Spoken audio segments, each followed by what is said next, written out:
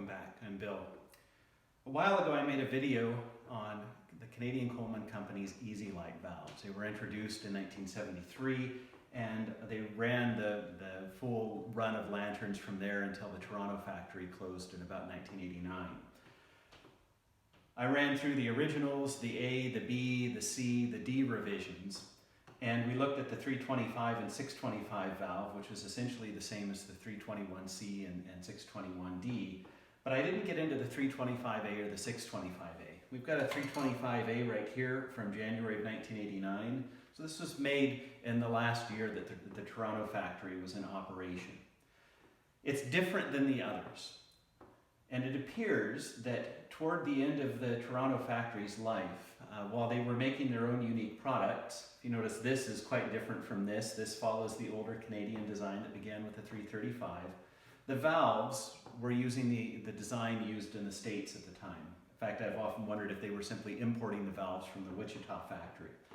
The last run of 431 stoves were using a valve identical to those on the American 425. It was no longer actually an Easy Light. And the 325A and 625A are using the same valve that's found in the American lanterns. In fact, this is a 1989 American-made Model 290. The valves are identical. So I'm going to set this aside. Again, note that the valves are the same in the American models, the CL series, and also the 280 series. So 286, 288, 290, 295, all of those use this same valve. So I'm going to strip off the upper parts of this lantern so we can get to the valve, and we'll have a look at it. See you in a bit.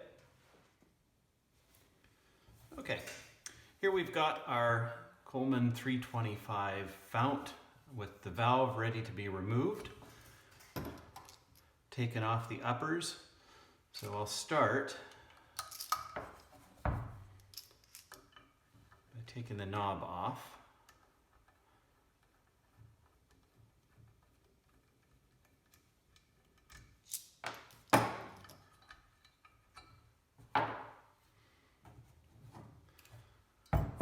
Now I'll unscrew the valve body from the fount.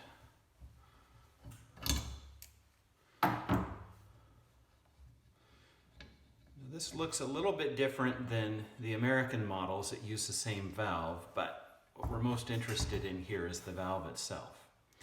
So the first thing we notice is it's got a plastic fuel and air tube. These are basically disposable. About the most you can do if the fuel intake hole down here at the bottom gets plugged. You can poke that with a needle and hopefully clear it up. I've had a little bit of luck soaking these in methyl hydrate, but they're basically designed to be disposable. So in many respects, this follows the design that was used in the 321C and 621D that was in the Easy Light video. You'll notice this is billed as an Easy Light. The American ones are not. But it follows a similar design to those earlier, the later version of the early Easy Light valves. They had a metal fuel and air tube, and they didn't rely on a Schrader valve. But they've gone back to this earlier design that goes back to 1930, the very first instant lights. Rather than having the air wire inside the fuel and air tube, where you open this a quarter of a turn. The valve stem, that is, and it opens the valve while restricting fuel flow. These simply have a very, very tiny fuel pickup orifice. So this is like the metal fuel and air tubes. This has an air inlet up here, the fuel pickup orifice down here at the bottom, and it's designed similarly to the fuel and air tubes, the metal ones, the old style ones where it's a tube inside a tube. But instead of using the air wire to block the orifice down at the bottom for lighting, this simply has that tiny orifice, and it only lets in a small amount of fuel. And that's the case all the time. But the way this works is when the generator's cold and not vaporizing fuel, and there's no back pressure, it lets the air from the top of the fount enter through this hole, runs down, picks up that little bit of fuel leaking in at the fuel inlet, and then carries it up into the valve, and you get those droplets, that familiar sputtering sound you hear in the lighting position, and that's what ignites the lantern without flooding it. And then as the generator gets hot, it builds up pressure because the liquid gas is vaporizing and expanding to many, many times its original size. That pressure cuts off the air supply, or cuts off the flow of air into the top of the fuel and air tube, and then it relies strictly on this hole at the bottom. Now, like those very early 220s and 228s, what this means is that this hole, this orifice, has to be very, very precisely machined or made in the right size. In this case, it's cast in plastic, but because it's relying on a minimal amount of fuel, just enough fuel to keep the lantern running. Now, one thing that's different with these from the older Canadian Easy Lights is the valve stem, or the valve stem turns from off to roughly 270 degrees to the full on position. You'll notice this turns only 180 degrees. So that's on, that's off. And whereas the earlier Easy Lights had off, and then they turn to the lighting position, which would raise the hook, or the eccentric block for the generator tip cleaner. This would be lowered in the off position, and then you would turn it and raise it about here, and then for the lighting position you'd lower it back down, and then it'd be all the way down in the run position. This doesn't do that. The generator cleaning needle actuator, that upper eccentric block, is in the up position when it's off.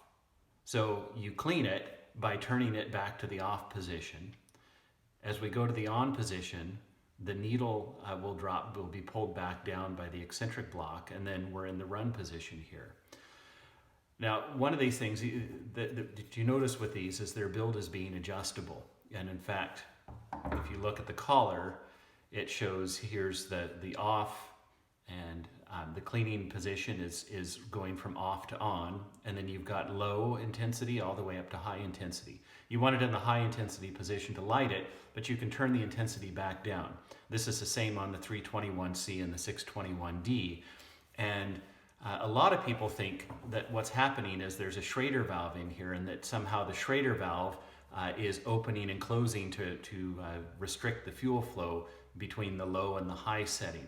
But that's not the case. I always wondered about that, because when I took apart the 321 and the 321A, especially that 321A has more or less a standard Schrader valve in it, I realized there's no way that Schrader valve can regulate the flow of fuel.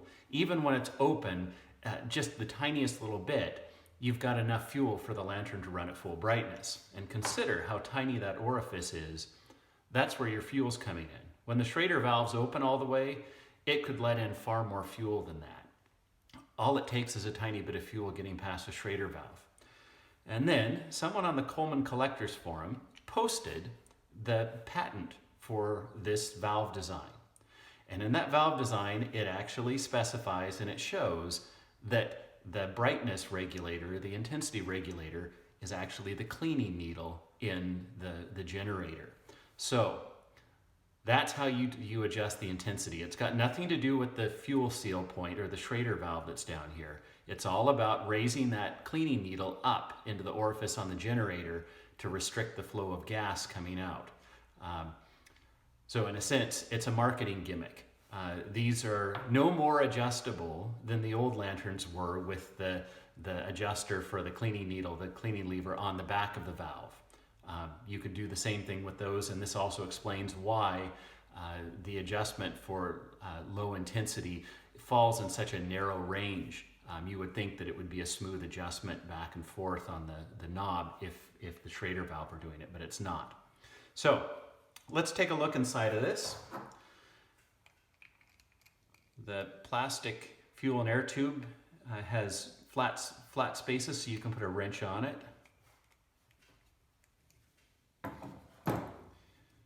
First thing you'll notice is there's a rubber seal on the top. As far as I'm aware, that's not something that's generally replaceable. Again, this whole thing is basically disposable. There's a Schrader valve in the top. The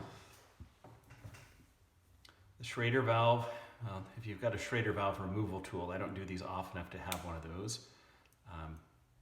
You can grab it with needle nose pliers.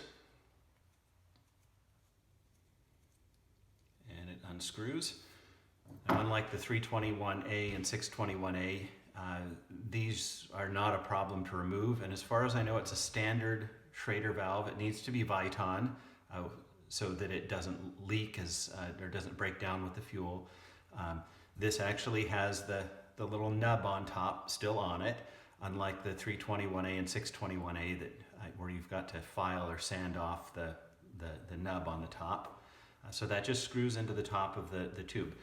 This is your fuel seal point. And again, this is not what makes the lantern adjustable. Even at the tiniest, if you just open this the tiniest bit, you'll get enough fuel for a full intensity brightness. Now, this is the valve body.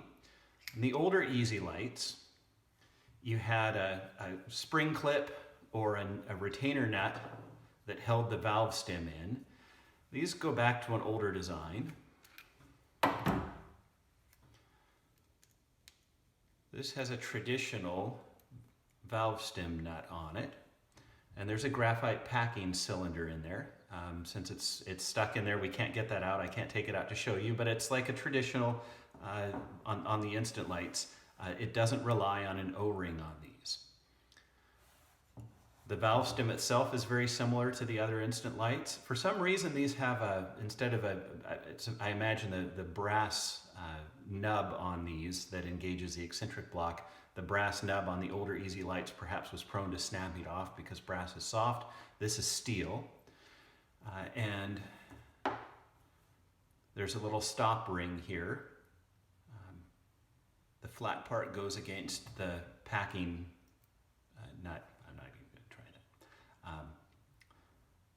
that. The flat part goes against the packing cylinder in there, and that simply keeps the packing from getting damaged.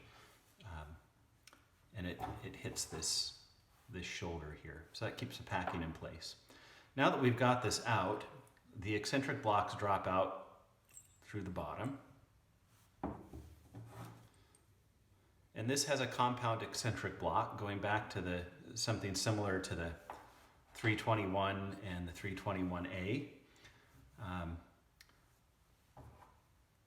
The upper block is aluminum. The lower block is made of plastic. I'm not aware if they ever changed that, but they fit together like this, and then the little nub in here fits inside, and that as this rotates around, that raises and lowers the upper eccentric block and pushes down the lower eccentric block. And on the bottom, this little bit here is what depresses the Schrader valve.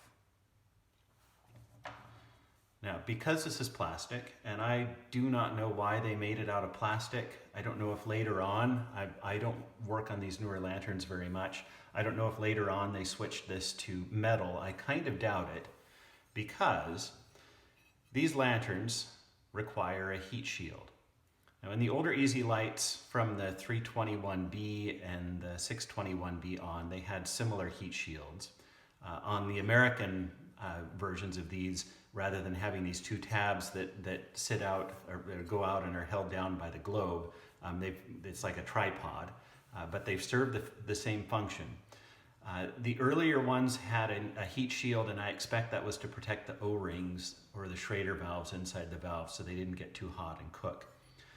These have a heat shield to protect this little guy here, this eccentric block. I believe on some of the early American models, like the CL series, they didn't always have a heat shield. The heat shield came later, and these little eccentric blocks would get deformed because of the heat. I've got an old 286 from the very beginning of the run in the early 80s, I believe, and it doesn't shut off properly. And that's because this eccentric block deformed.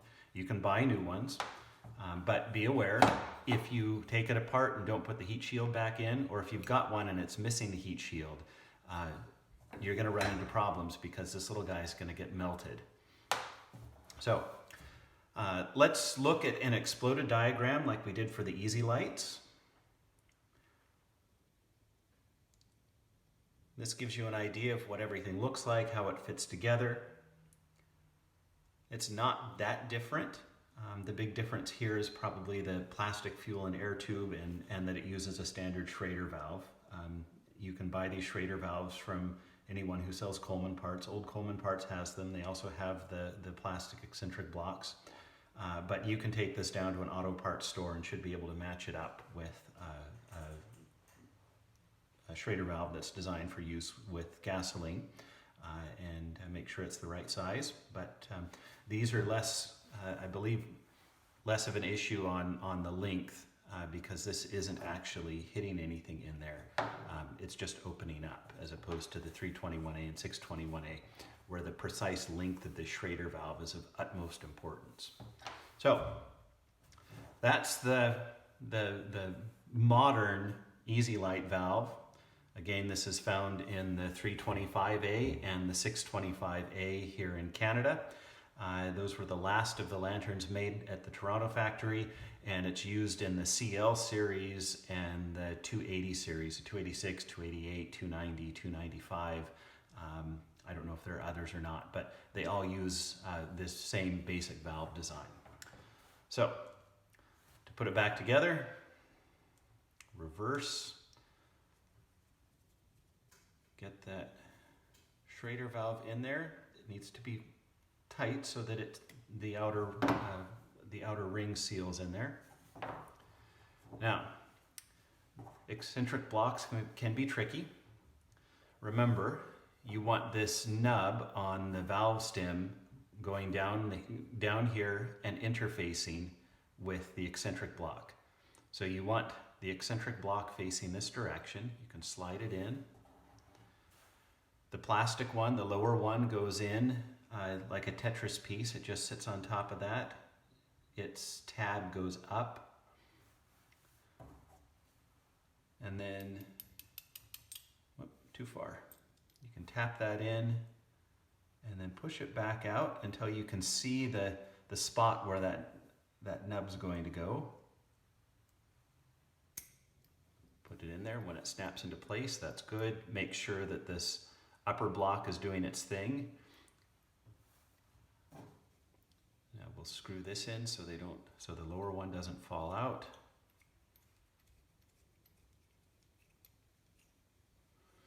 It's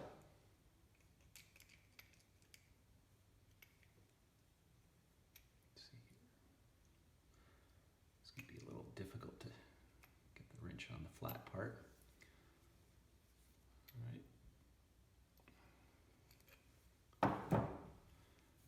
Got the valve stem on. This little ring goes on. The flat part goes toward the valve packing.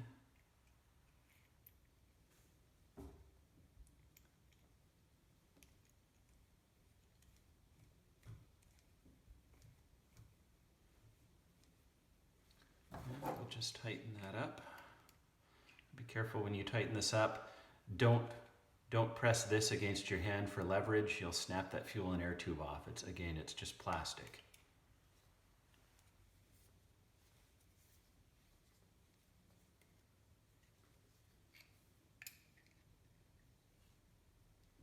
And let's make sure it feels good.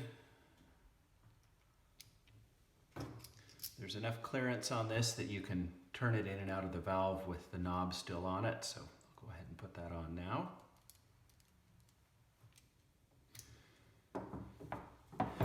And as I usually do, I'm going to use some Permatex thread sealant on here just to make sure that it doesn't leak.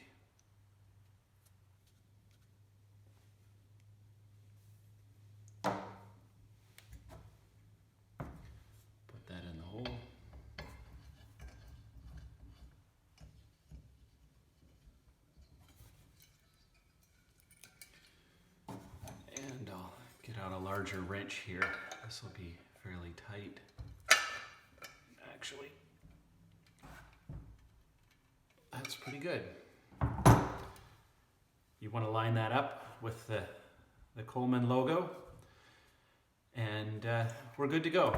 So I'm going to put the rest of this back together, and I'll be back and we'll fire it up. All right, our 325E is all back together. It's full of fuel. I've pumped it up. I've put a mantle on and burned it in. Let's see how this runs.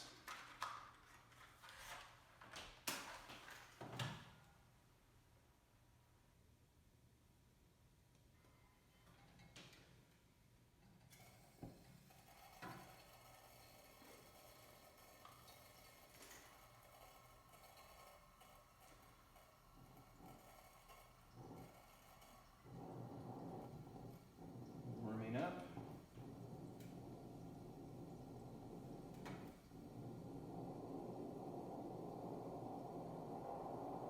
And there we go. She's running well. So that's the 325E. In general, that's the modern Coleman lantern valve. You'll find it on these from the late 80s, made in Canada, and then on everything made in the US, at least as far as I'm aware, since at least the mid 80s. No O-ring on the valve stem. They've got a traditional graphite valve packing, and instead of using O-rings as a fuel seal point down in the valve itself, they use a Schrader valve. So a little bit different. Not really what I collect, but I thought this might be helpful because these are what are out there if you're looking at new lanterns. Thanks for watching. See you next time. Bye.